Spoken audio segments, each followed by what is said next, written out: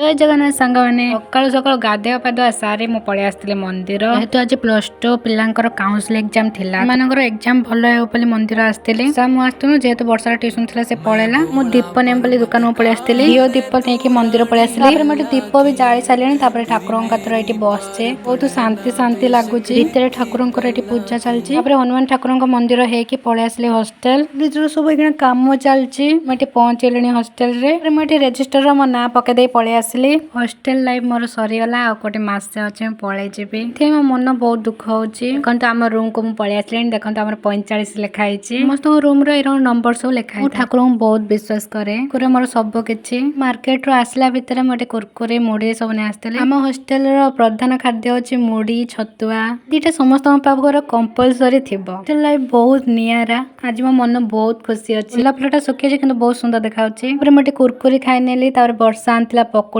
खाई next video देखा जय जगन्नाथ।